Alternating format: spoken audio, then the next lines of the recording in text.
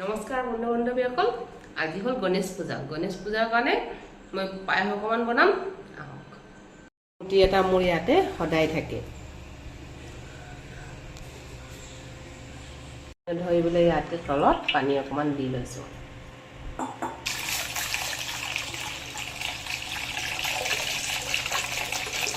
ইয়াতে মই ইলাচি 4টামান দি দিছোঁ, তেজপাত 2খন,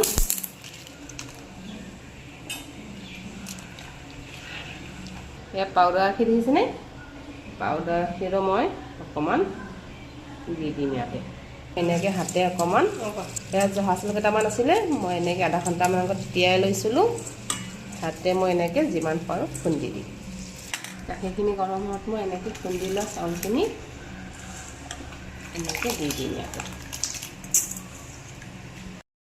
সেইখিনি পেনখনত মই ঘি অকণমান দি লৈছোঁ। ইয়াত কাজু খিচমিচ আছে নহয়, কাজু খিচমিচখিনি মই ঘিত অকণমান দি ৰ'ষ্ট কৰি লওঁ।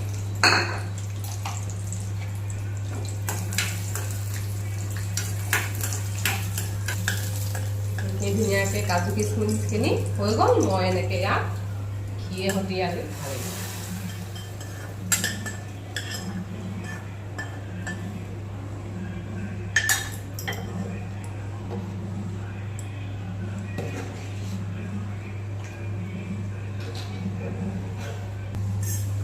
এইখন কেৰাহীতে চেনি অকণমান কেৰেমেল কৰি ল'ম কালাৰটোৰ কাৰণে।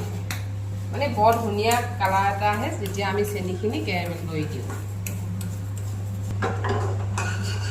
চেনিখিনি অকণমান ৰঙচুৱা কৰি ল'ম, কিন্তু আমি এইখিনি একেবাৰে খোলা কৰি নলওঁ।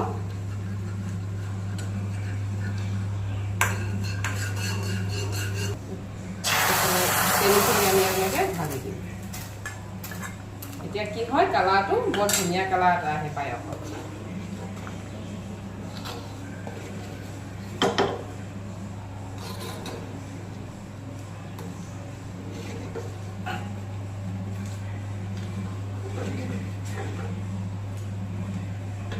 কালাৰ কাৰণেহে চেনি দিছিলোঁ। এতিয়া আমি টেষ্টৰ কাৰণে চেনি দিম।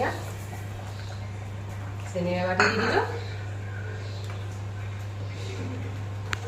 ইয়াতে মই অকণমান মিল্ক মেড আছে যে, মিল্ক মেড অকণমান ঢালি দিছোঁ।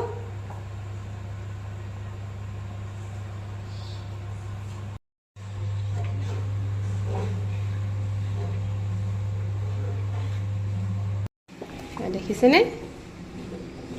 মোৰ ক্ষীৰ একেবাৰে ৰেডি। এতিয়া মই গেছটো বন্ধ কৰিম, কিন্তু মই এই গেছটো এনেকৈ বন্ধহে কৰিছোঁ।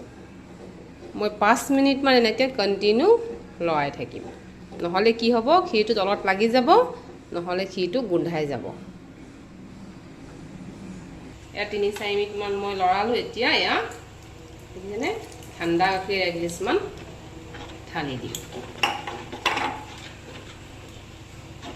এতিয়া মই গণেশ বাবাৰ কাৰণে প্ৰসাদ উলিয়াইছোঁ।